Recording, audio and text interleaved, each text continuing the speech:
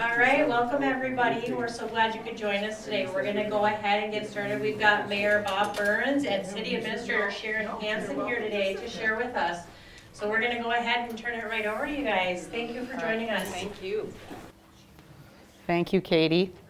So, how are we going to do this? Yeah, can you hear us okay? Or do you want us to use this? Yeah, use that. Okay, Okay, so we'll flip back and forth somehow. That's right. Okay.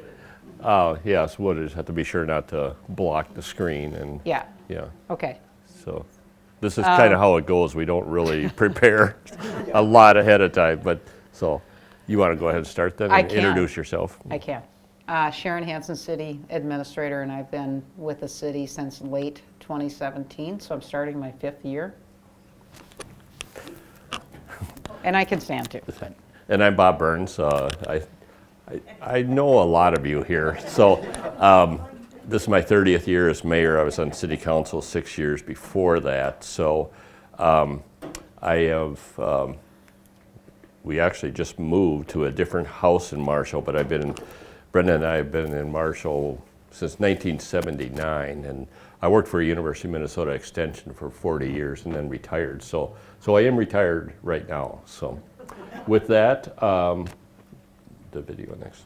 Yes. So with that, we're going to flip ahead and we're going to show, this is the 150th year of Marshall. So we have a short little video that we're going to start with. And some of you may have seen this because it has been on our Facebook page, but I've seen it and you've seen it a number of times. And every time I see it, there's always something that pops out. So it's kind of a look back as well as comparing where we're at today with a look back. And some of these are, in the past 25 years and some are older, some of these photos.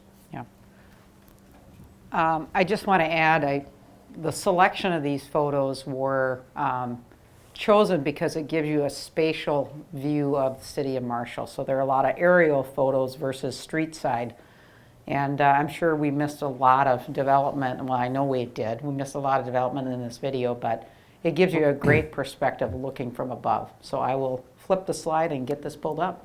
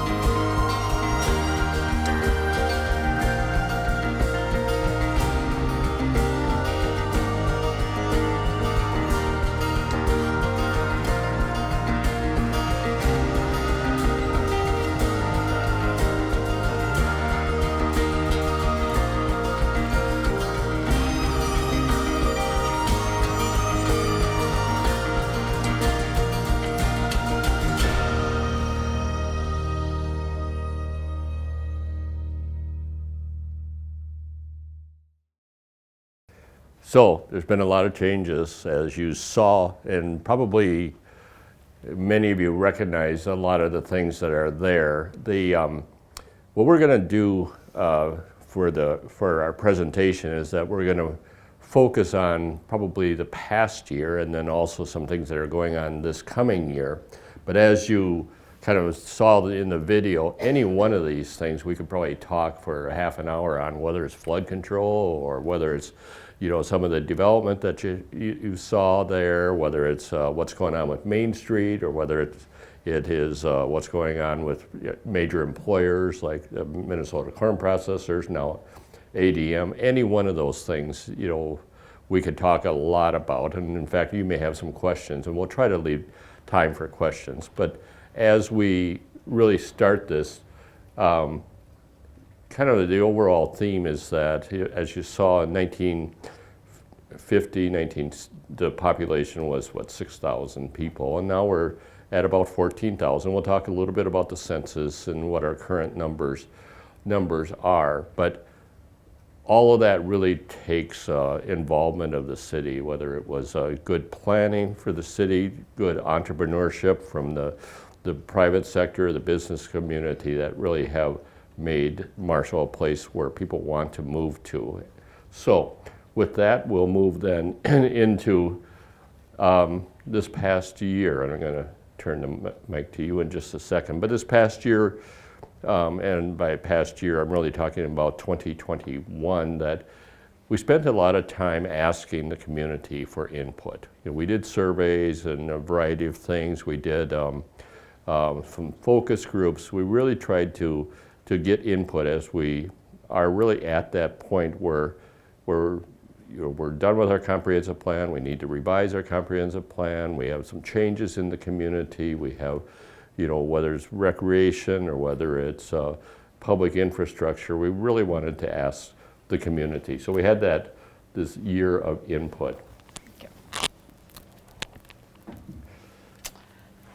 One of the things we did last year, and we started discussing this in the spring of 2021, was how should we go about funding some of our future projects, like our Aquatic Center, which we'll talk about a little bit further as we get later on in the presentation. And we didn't want to have staff spend a lot of time in a direction that the public was not going to support. So getting input from the public, as Bob stated, we did that quite well in 2021. And one of the things we wanted to do is survey on our parks and recreation and see what that future direction is. There was questions in there about how you feel about parks and recs, and overwhelmingly we have 90% or more believe it contributes to quality of life in the city of Marshall and support what we're doing in parks and recreations. There was a lot of mention about our Aquatic Center and the need to have water parks and amenities, and they know the need that's out there. And again, we'll talk about that a little bit further.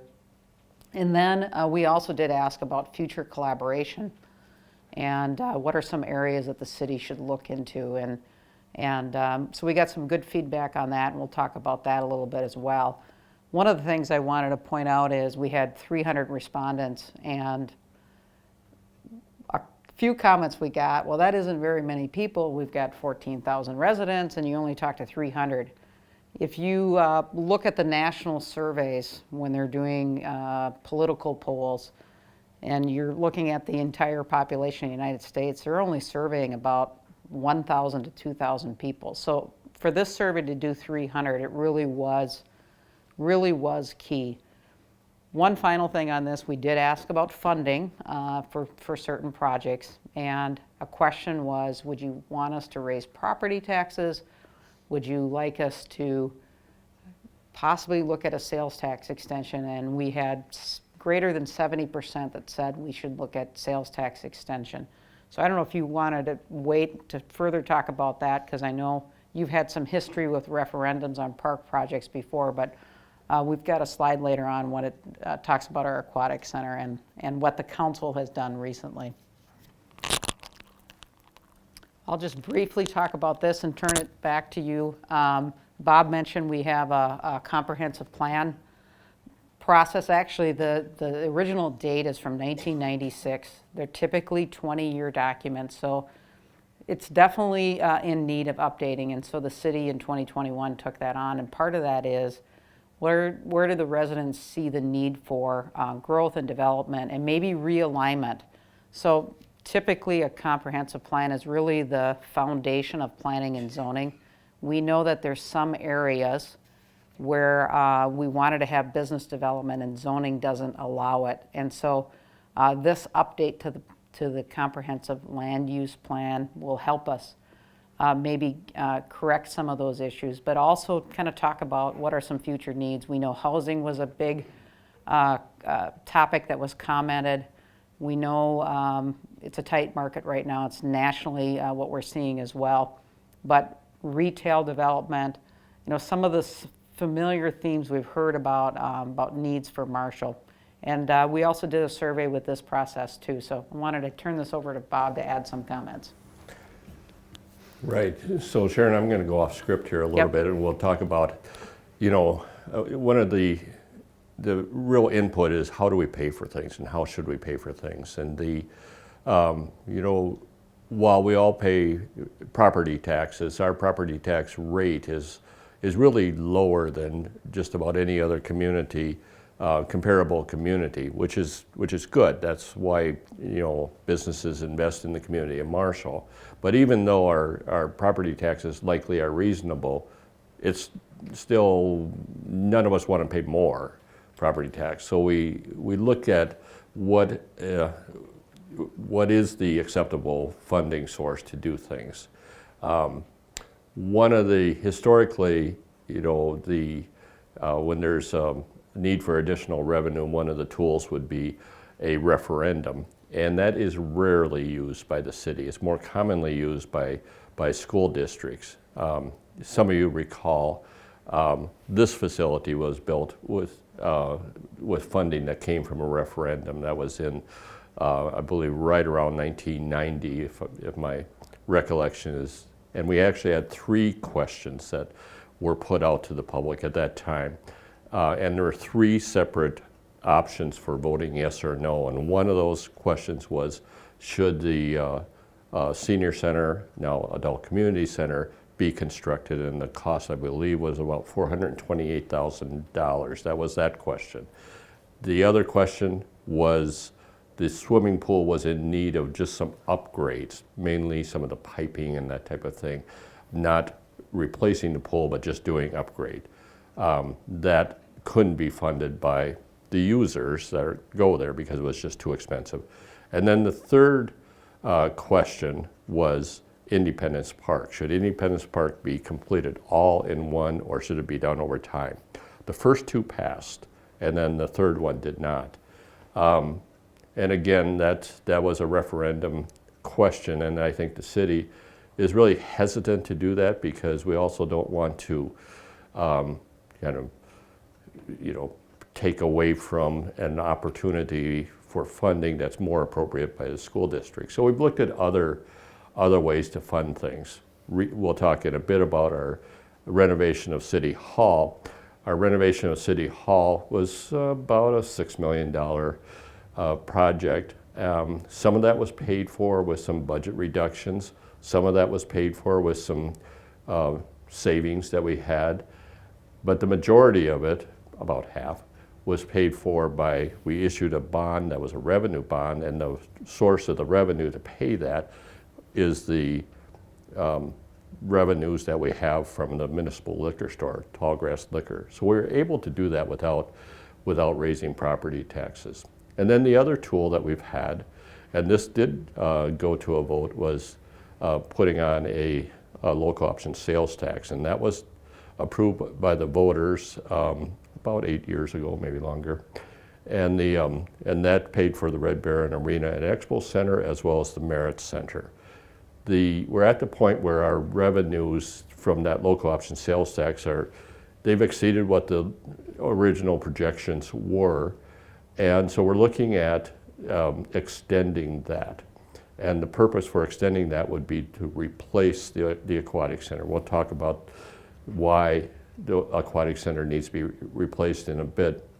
But for that to happen, it's not an easy process. We have to go to the legislature and get their authority. They have to authorize us to do that. So we have currently a bill in the tax committee in both the House of Representatives as well as the Senate. We've provided testimony and will provide additional testimony for that. So hopefully, if there is a tax bill this year, that would be included at the state legislature. We won't know about that till, when the legislature adjourns, and if they adjourn on time, and so we won't know about that for a while. But if that is authorized, then we would go to a vote of the public, and that would be at our general election time in November. Okay. That would not raise the sales tax. It would just continue it, for additional years. Okay, so enough about taxes. We'll talk about some development that's happening, and I'll start on this, and you can continue. We have just a few things that we're going to highlight. Certainly, there's more things, but some of the big changes this past year, the Access Health that partnered with Avera, so the clinic can reopen. I think all of us appreciate that. At the upper is a picture of Tavern 507, which is in the Everspring Hotel building. This is a former Ramada or Best Western. That was a property that had gone into receivership. It was really in need of kind of reinvestment, and the rooms were getting tired, and and the new ownership group, which also has a number of other hotels, have really made some nice changes and really have done some really nice renovation. So the Bella Cucina building and the Mercantile building that was purchased by Relco. In fact, they have purchased all the way to Saratoga Street. They are renovating that as we speak. The second floor will be their corporate offices in both the Atlantic Hotel building and the Mercantile. And then the third floor will be in the Atlantic Hotel part of will be some kind of long-term business hotel options for their clients. And then there'll be a event center in the Mercantile building. And then the main floor, where in the Mercantile building where wedding receptions have had, that will transition into probably some retail and office things. I'll let you talk about the other two, so I'm not doing all the talking. That's all right. Yeah, in the upper right is the third phase of a housing development, and it's on London Road, I believe, and Legion, excuse me, got those mixed up. Legion Road, and it's the third phase, so we'll now have 96 units in total for this development. It is one of those projects where the city used tax increment financing, and sometimes you'll read about that and kind of wonder what it is. But what we do is capture the property taxes from the city and the county and the school district, and we in turn then incentivize the developer to put this forward. It is a pay-as-you-go method, so they have to pay their taxes and then they get some incentive. If we didn't do that, it would be harder to get development. So it's a very useful tool. It does not take property taxes away from the school district. The state of Minnesota actually funds them through a different revenue source to make up for those taxes. So very successful project, and they're nearly full in terms of their rental leasing arrangements. And then the lower right is Border States. That's out near Marshall Machine Shop, out on Channel Parkway Drive. And that is another example where the city assisted with Border States. Are currently located in a smaller building by County Fair Foods. The city and the county provided a tax abatement, and this is really about retention. We hear a lot from existing businesses about helping them, and a really good example of how we're retaining that business in the city of Marshall. It's been easy for them to go elsewhere, go outside the city, but to have them inside the city is a really nice development. So I've got another slide on development as well, and I'll maybe just kick this off and then have Bob comment as well. I know Bob mentioned that Ralco purchased the Mercantile here on Main Street, and that they also purchased the Chamber building, which meant Chamber had to find a new home. And of course, you're probably aware they're now located on Main Street. We think that's a great location for them and much more prominent for a Chamber of Commerce. We also had a lot of development by existing businesses, and we helped them a little bit with the facade improvement program. Right now, we're about $70,000 in helping them improve the exterior of their building.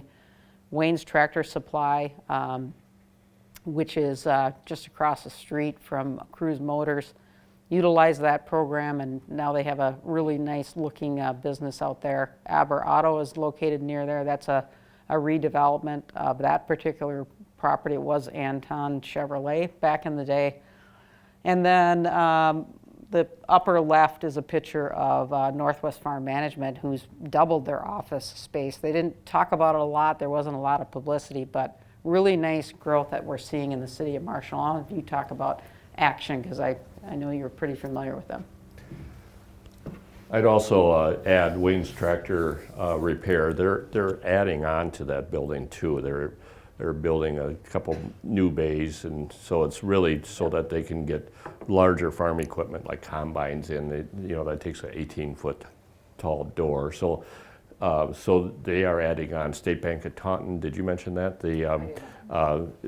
Their logo is down. I think we all probably have seen the sign where the Chamber was across from Schwann. State Bank of Taunton is moving in, and they should be opening soon. And then Action Companies. And of course, there's a number now of Action Companies.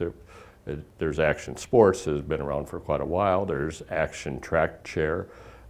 There's Action Manufacturing. There's Action Landscape and Design. There's Action Block. There's Action Equipment Rental.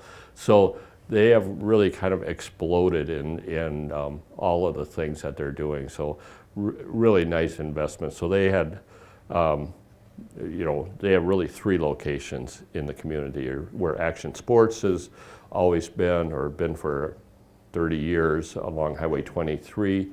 They have Action Landscape and Block, and Action Graphics is located on Highway 68, where the Marshall Block Company, and of course Action Manufacturing, Action Track Chair is out in the Sansegard Industrial Park.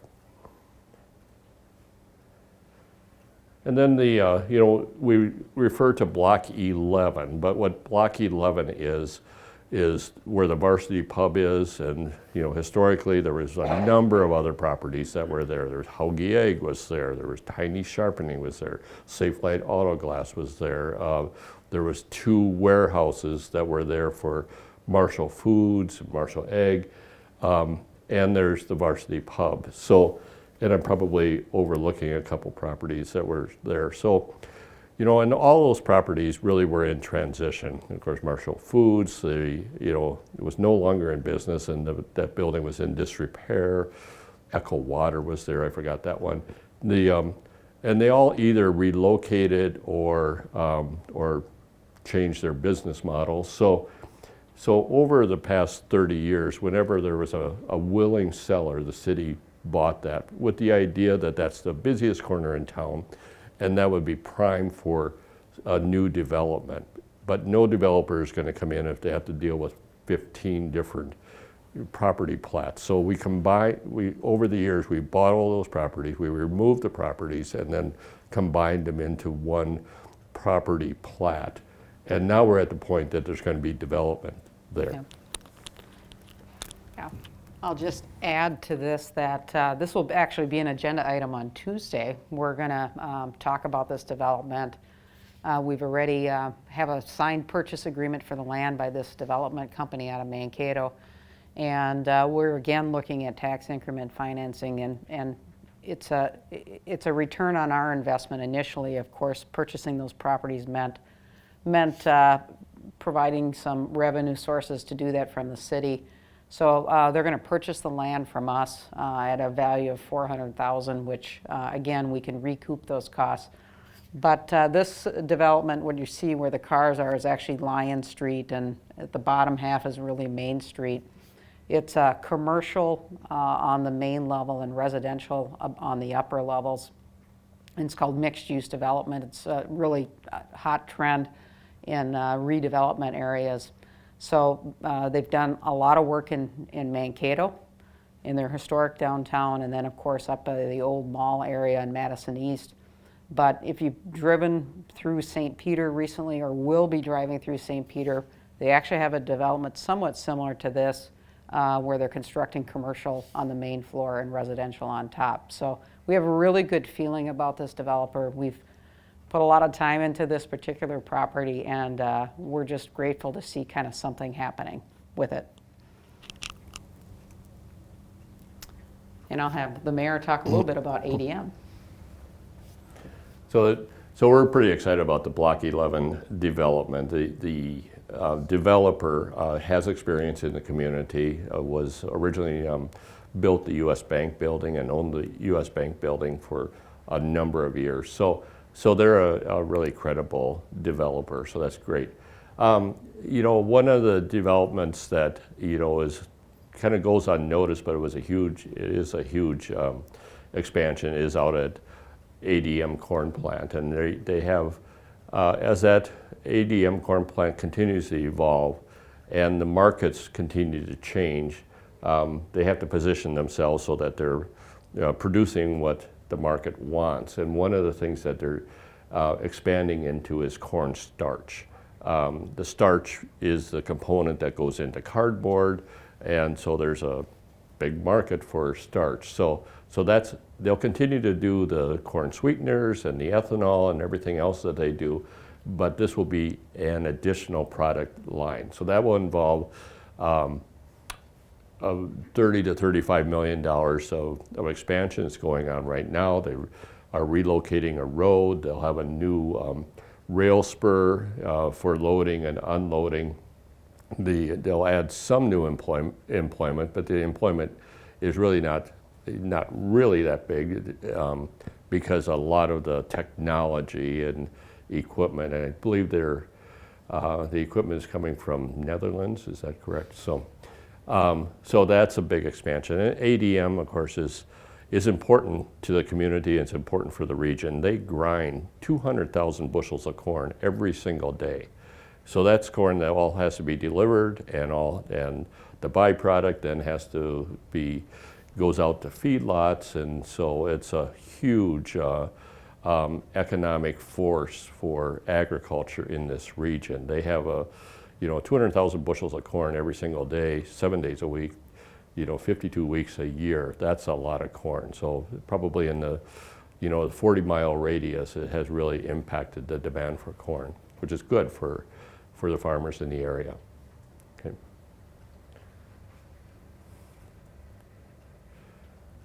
So we're going to now kind of shift to, okay, let's look at what's going to happen this coming year.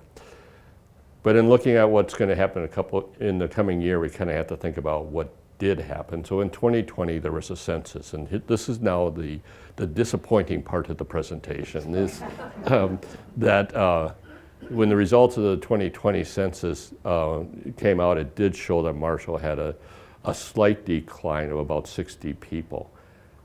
And we looked at that, we said, Sharon and I looked at it closely and said, well, this doesn't make sense. I mean, we had several hundred new housing units that were built, and how could the population go down? You want to advance? Sure. So when we think about the population totals, we have 3 wards or voting districts in the community. Ward 2 and Ward 3 actually had an increase in population, and Ward 1 had all of the decrease. Now where Ward 1 is, that's where SMSU is and kind of the surrounding neighborhoods. So when you think about, when the census took place, it was April 1 of 2020, and on roughly March 18th of 2020, that's when the pandemic hit and SMSU closed their dorms. And so, if we move on to the next slide, basically sent all the students away. So their enrollment in the dormitories, and I'm not even counting the off-campus, but in the dormitories in 2020, prior to it being shut down, there was 385 students there. On April 1, they reported 49. So there was, and those 49 were international students that basically had no place to go. So there was an obvious undercount. Now, we need to correct that, but it's not an easy endeavor to correct this. There is the normal processes that the Census Bureau, U.S. Census Bureau has for appeal, and we looked at that and it's like a 150-page manual to fill it out, and it just isn't going to be effective. I mean, no process, no procedure anticipated that a pandemic would coincide with Census Day. So we reached out to Senator Klobuchar, Senator Smith, and Congressman Fischbach, and they have all been very, very helpful. And in particular, Congressman Fischbach's office arranged a meeting that we had about a week and a half ago with, about 8 people from the U.S. Census, and they were from Washington, and they were from the Chicago office. And I think they recognize that they're, what the issue is. Correcting that is a little more difficult. And one of the options that we will likely go down, and we have to talk to the council about this, is that we can do a partial recount.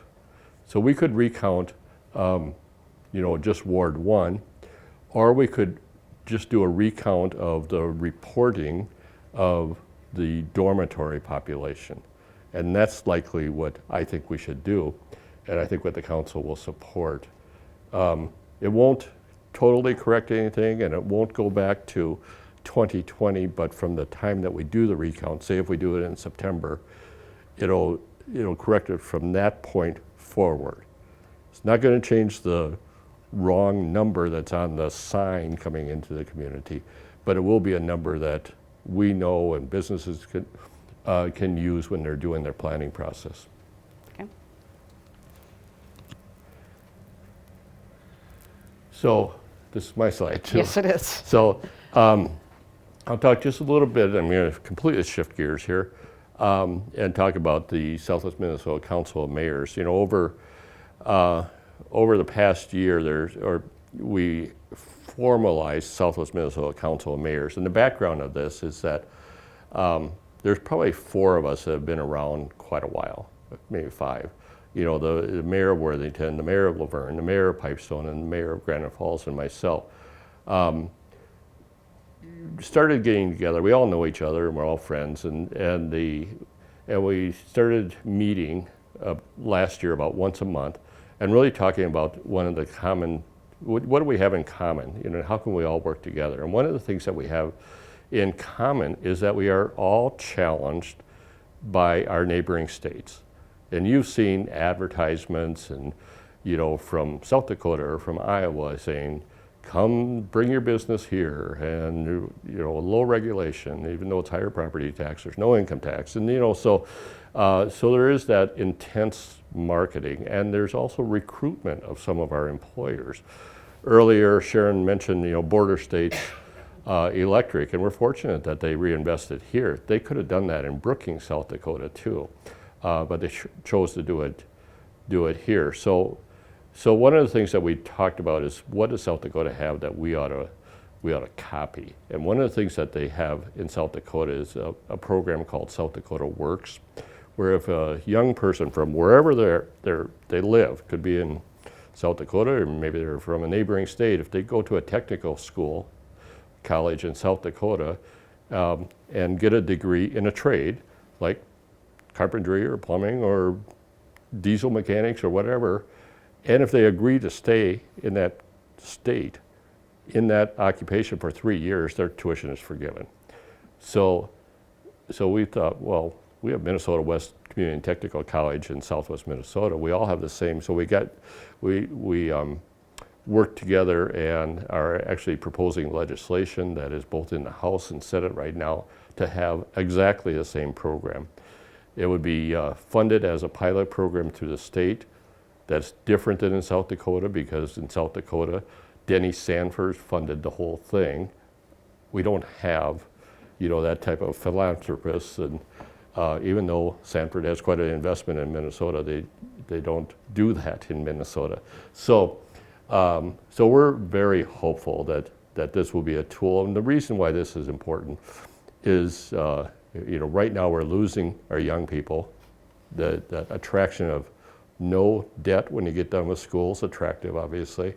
But we also know that, young people, and we can kind of look at our own kids that way, wherever they end up going to school and wherever they end up with their first job for a few years, well, that's probably where they're going to meet someone, they're going to end up settling down, and then they're not coming back. So this is a way to retain our young people for the workforce, and also retain our employers, because if the workforce leaves, our employers are going to have to follow. And we've seen some of that with major employers like Schwann's that have invested elsewhere. Okay.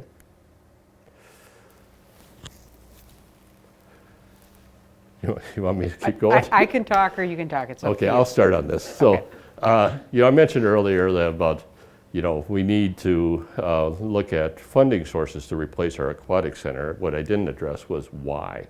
Our aquatic center is, help me with the date, 1938.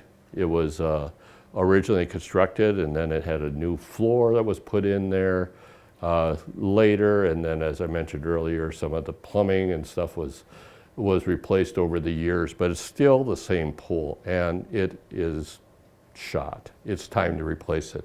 And one of the issues is that we lose about 12,000 gallons of water every day. That's just leaking out of there, and it's not obvious leak. It's just that the concrete over the years has become porous, and we lose that much.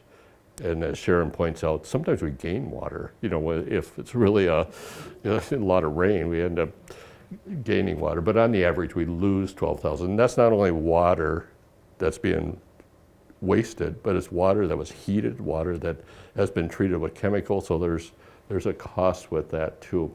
And one of the issues that we have is that if you do anything to it, you have to almost do everything to it. It doesn't meet any Department of Health standards. It doesn't meet any ADA standards. It's some of you probably remember if you're, were with your kids or grandkids in the bathhouse. There's absolutely no privacy. Toilets are wide open. So it just doesn't meet what today's expectations are. It just doesn't serve the community well. I'm going to turn it to you. Yeah, I know Bob referenced the photo to the left, which is the 1937, I think they started construction in 37, 38 pool. This photo is from 1940 actually, and one of the things I didn't realize, because I wasn't around back then, of course, but how the similarities of this pool looked with our current pool, and it was pointed out to me by our park superintendent that it is in fact the same pool from 1940. So we've been saying in Marshall quite a long time that we have one of the oldest pools in the state of Minnesota. So this really validates it. My understanding, there are some older pools located in the state, but in addition to losing a lot of water, it's just, we kind of got by in 1969 when we resurfaced the base of that pool, and then I know there was some additional improvements, but it's really time to make a major improvement to the pool. So I'm going to show you a conceptual drawing of what we're looking at doing.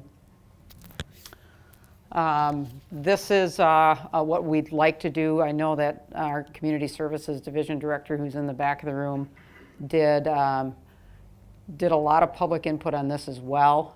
In addition to our survey that we talked about at the beginning of our presentation about getting input on what people wanted to see and how we're going to fund it that Bob went through. There was a desire to have zero depth entry, so not going down steps, and it's a lot safer for younger children to have that.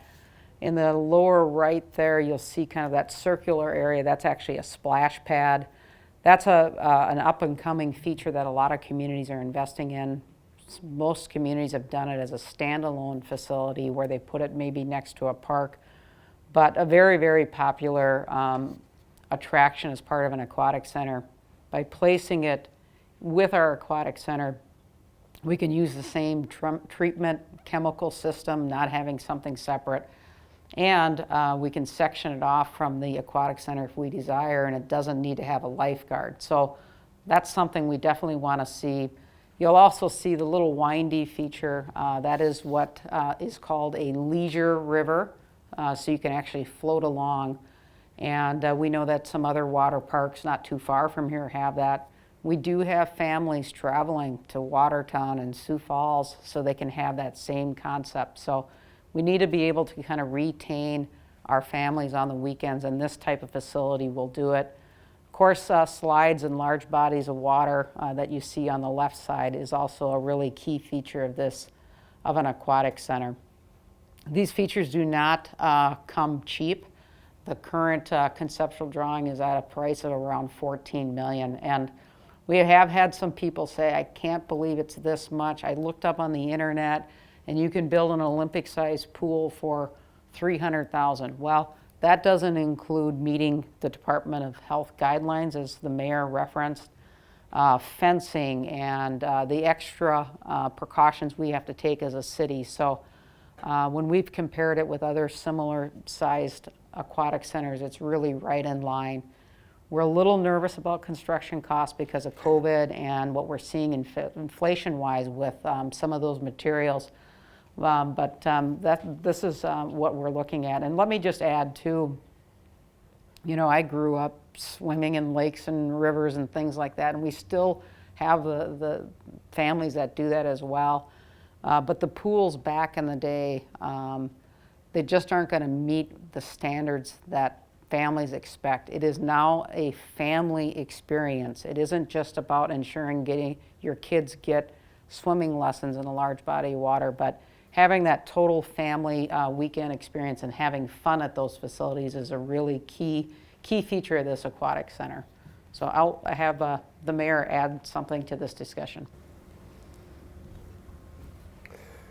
Well, again, this is the concept, and when I talked earlier about the proposal to fund this with sales tax, one key point there is that the Aquatic Center, like a lot of our things that we have in Marshall, doesn't just serve the residents of the city of Marshall. And we have, there's a draw, we all see that every day. Our population doubles every day for people that are coming into the community for employment or for healthcare or for education. So it does serve a wider region. If this proposal, if we were to pay for this with property tax, it would be a unacceptable increase in our levy, about 17%, and nobody wants to swallow that. So, okay. What are the brown buildings? The brown buildings. We should have Scott talk about this.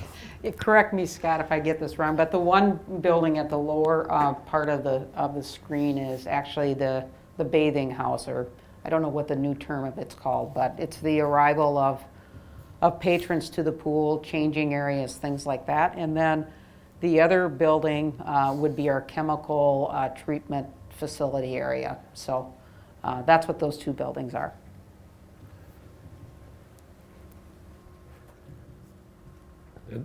Good question, and I should have said this earlier. We want to leave time for questions because we actually want your input on anything that we talked about or anything that we didn't talk about today also. So we're going to kind of wind things down pretty quick, and you can talk about this. Yep. So one of the discussions we had in addition to the Aquatic Center with the council was, what are some other needs? We had the survey done. There was a lot of mention about indoor recreation facility needs. The comprehensive plan update also had this reference quite a few times in their respondents, saying we need more space to do things indoors. Obviously, as we can see outside today, When winter happens or snow is happening, it really curtails the amount of activities we can do here in Marshall. Again, we're seeing our families leave on the weekends to experience different facilities in other communities. So the council at the beginning of 2022 said, in addition to the Aquatic Center, we should look at development of some indoor recreation facility. Now this gets very complicated because we have existing facilities. What does that look like in terms of partnering? Is it what we need today? And I'll give you some examples. SMSU has requested bonding dollars to improve their fitness wellness area. And why is that? A large part of their student population is athlete recruitment for their sports. And when they're bringing these students in and showing the SMSU athletic facilities, especially that wellness center, some of the comments they get is, we have better wellness centers at our own high school compared to Southwest State University. So it challenges our university in terms of getting student recruitment when they don't have the proper up-to-date wellness facilities. And so they've talked about indoor recreation needs. We all are aware that the YMCA has tried to put forth a $5 million capital campaign to improve their facilities. No doubt they need to improve their facilities. It's a 20-year-old facility. But what they're planning to do with the $5 million, is that the future of recreation? They've done their own research and they think it is. But they didn't get a lot of contributions. They're nowhere near the $5 million mark in terms of philanthropy to get that project off the ground. So what we're embarking on in the near future is to really study what is the feasibility of indoor recreation. How can we partner with SMSU? Does the YMCA factor into this? I know I've heard some feedback from community members. We shouldn't do it. We shouldn't get involved with the YMCA, because of maybe their future. But I can tell you, the mayor, the council, we've been approached by YMCA for greater than 2 years on their situation. Most recently, they presented financial data that shows on a monthly basis they're losing money. And so our concern is we don't want to see the facility shut its doors, and that's why we want to look at YMCA. We have to have that facility as a community asset. And even though 20 years means that they need to improve that facility, it doesn't mean that it should shut down. Nationally, we're seeing partnerships with cities and YMCAs. And then let's set aside the YMCA for a little bit and just talk about recreation. It's changing as we go forward. We saw a little bit of that with COVID, and we're getting a little bit back to it. But there's been, a push for in-home technology, and what does that mean for some recreation? And then just the different sports that are coming about. I would say that 5 years ago, nobody really talked about pickleball. And now it's everywhere. And so that's how fast these things change. And as we go into the future, if we're going to look at indoor recreation, how do we make it last longer than 20 years and make it multi-purpose? So I'll turn it back to you, Mayor. You.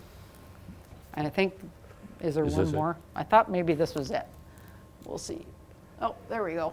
This is it. Okay, so this is the last slide. Yep. So this is our City Hall Plaza. In fact, we're going to name it something else, and is today or tomorrow is like I think yesterday was the last day. Okay, so we were taking suggestions for a name. This is where Marshall Hotel was. Right beside City Hall, between City Hall and Mainstay. We all kind of know the history. I don't want to go too far into that, but we all know it was a building that we discovered was, structurally unsound. When we did the renovation of City Hall, we exposed the wall, and it needed to be removed. Prior to that, we had really had high hopes that it could be redeveloped, and it just was not possible. So it was removed, and the opportunity now we have the ability to have what I would call kind of a pocket park, kind of a gathering area downtown. And this is the conceptual drawing that will start construction this summer, right? And it was, we're going to do it with our own, mostly with our own crews. Our parks department will do most of the construction. So you can see it's, there's a number of different features there, all designed to be inviting. It's, it'll be nice, there'll be green material there, and so it'll be a nice place for, you know, people to gather, have a cup of coffee, or meet outside on a nice day. And we think that this will be an asset to downtown. With that, Sharon, anything more you wanted to say about this? Okay. So with that, we wanted to leave some time for questions or input from you. So we're at that point right now. If you have questions or input or suggestions, we're wide open for that. Looking at the time, it's about 8 minutes to 11. My only time constraint is that I have a dentist appointment at 11:30, so I'll need to go to that. So yes. Let's get back to the pool. Yep. Or the Aquatic Center. If that was voted on, like you put it on for vote like in November or when people vote, and let's say it was passed, let's just say it was passed, and so when they start, let's say they pass, we're gonna start building it. So then, will Marshall be without a pool when they build the new one? Good question. It depends. It depends where it's built. So, and we're still looking at, you know, at some options. One option is to build it exactly where it is right now. There's some downside to that. It would work, and it has worked there, but it's pretty close to the river. There's a high water table there. There's some poor soils there, and you know it's not real visible. You know, we all know you kind of drive back in on the narrow road and then park back there, and you know, so there's some downsides to that. We are also, you know, looking at, you know, a couple other options. If it wasn't there, where would there be enough space and property that's available? You want to add anything to that? No, it's fine. Okay. Yeah. The conceptual drawing that Sharon showed earlier was not, some of you might recognize that site, it was not at the current location, so. Right. Yeah. Yes, Is there enough land there to do all what you want to do? For the pool? Pool? at the current site. Yeah, you want to talk about that?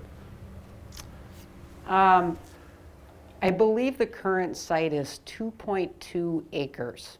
And as Bob mentioned, there's some constraints. We actually have to treat the stormwater, which means we got to collect some water that comes from rain and snow, and before exiting that into the river. So that takes up some space. And then, of course, just the amenities that you've seen.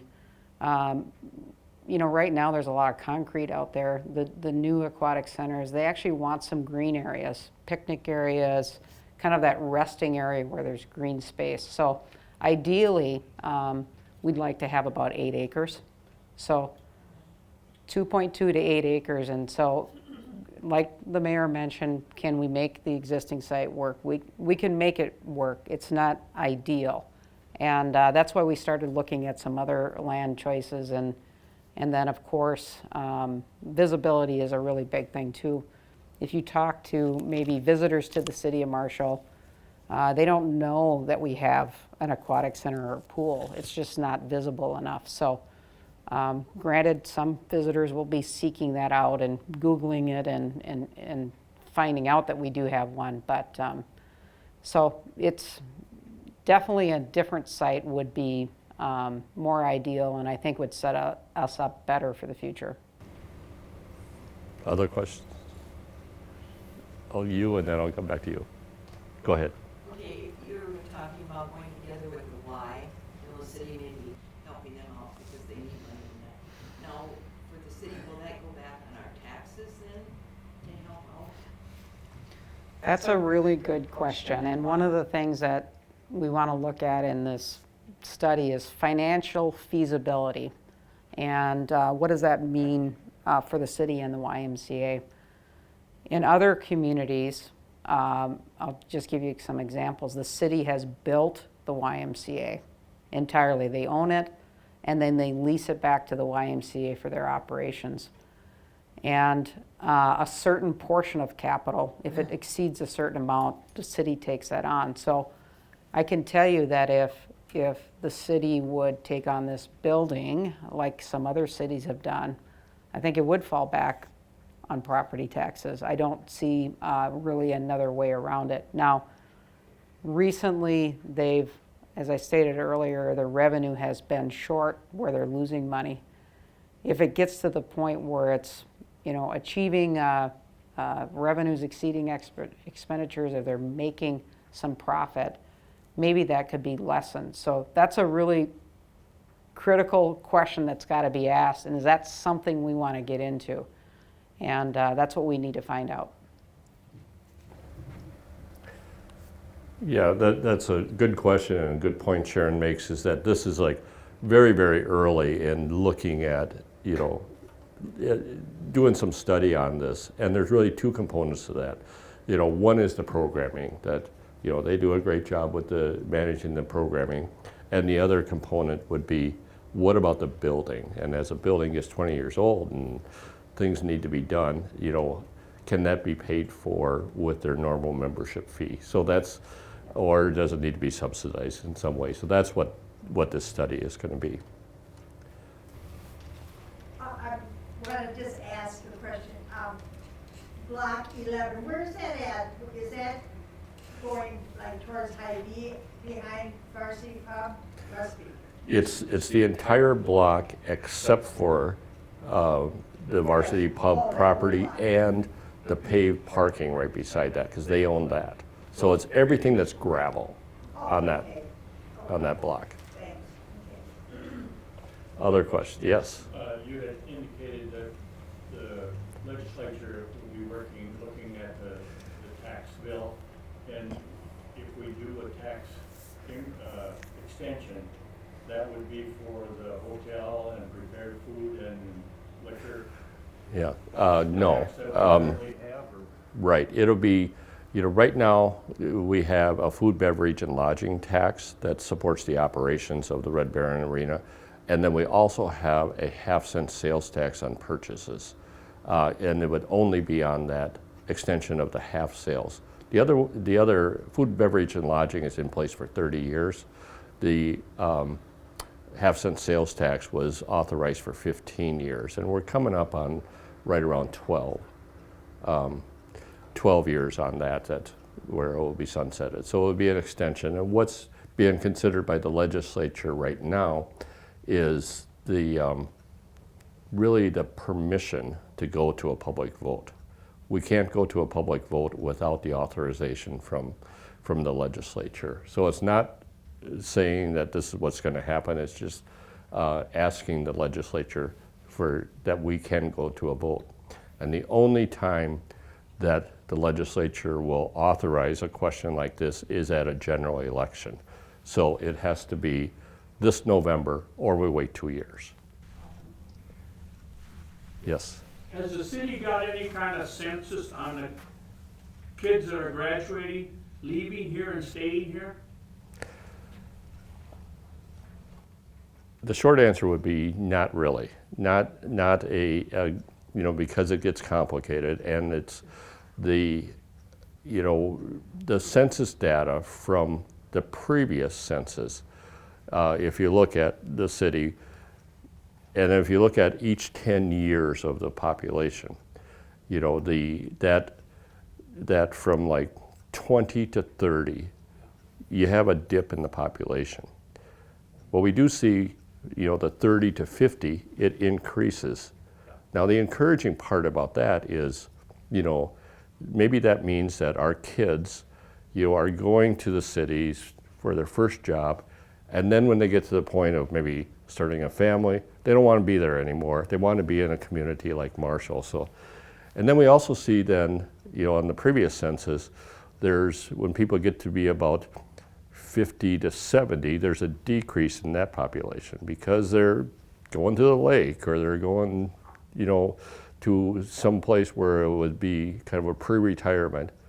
But then when it's 70 plus, then that increases because people become more concerned about let's be closer to family, let's be closer to an area where you know, there's health care and the services that are available. So you ask a really complex question. It's not just as simple as, you know, we need our kids. They're the ones that are going to build a city.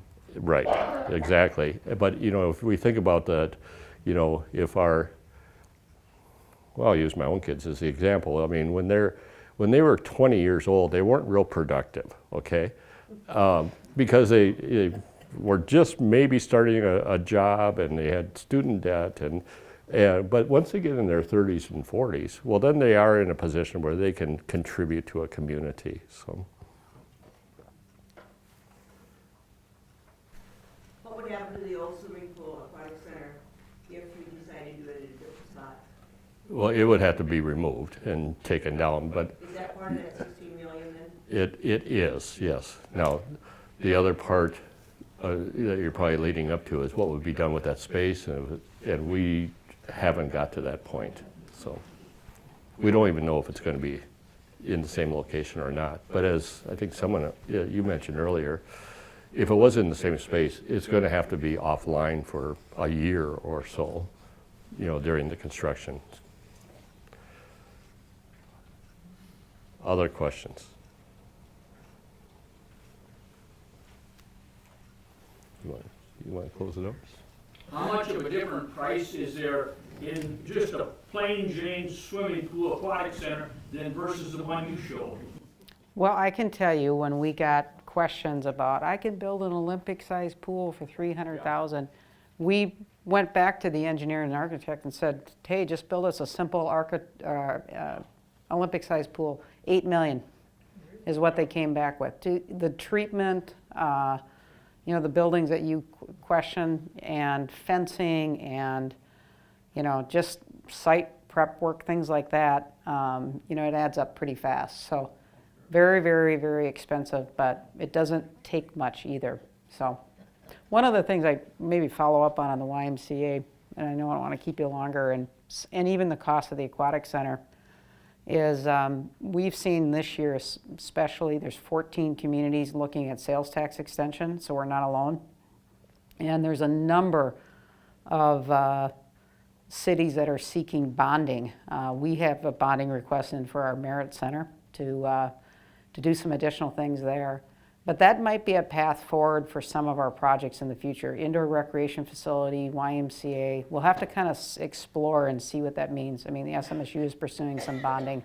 That might be a way to tap into revenue sources, not from local property taxes. We realize you pay for bonding dollars from the state as well, but maybe an opportunity for us to look at it from the state, and the federal government as well has some opportunities.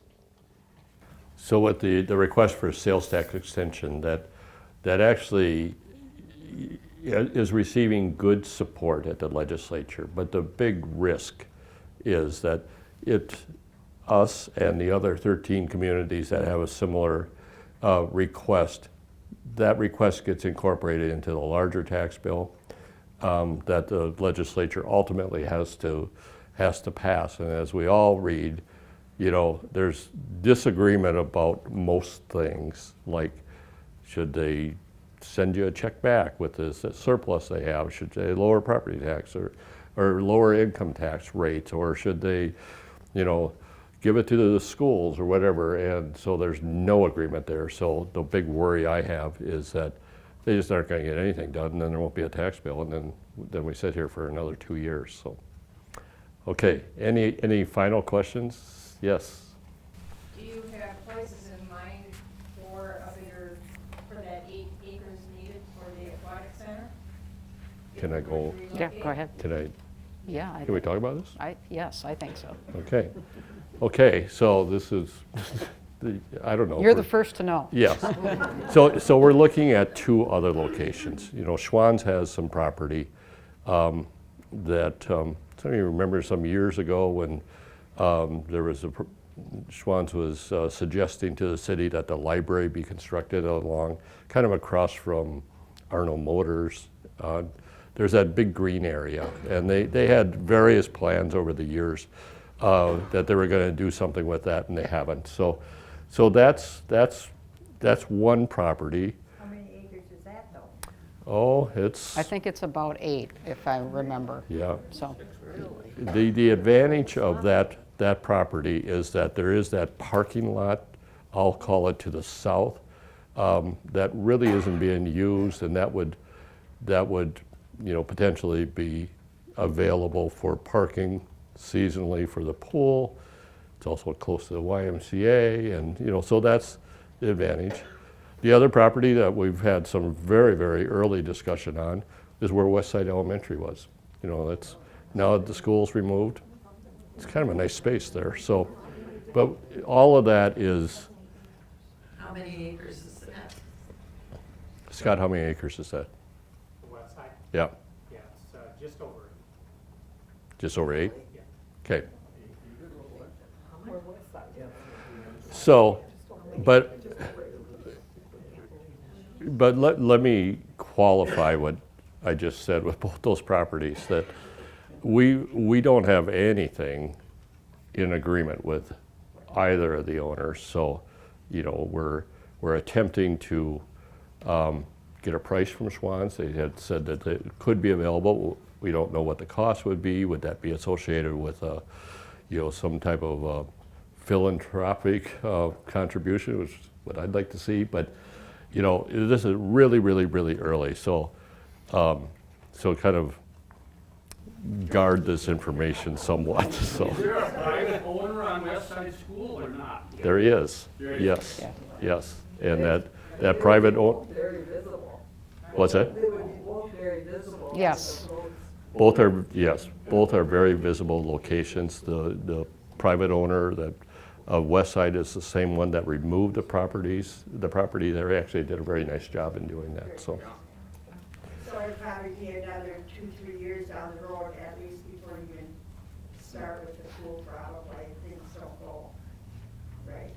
if things don't go right, yes. If things go right, it should be sooner.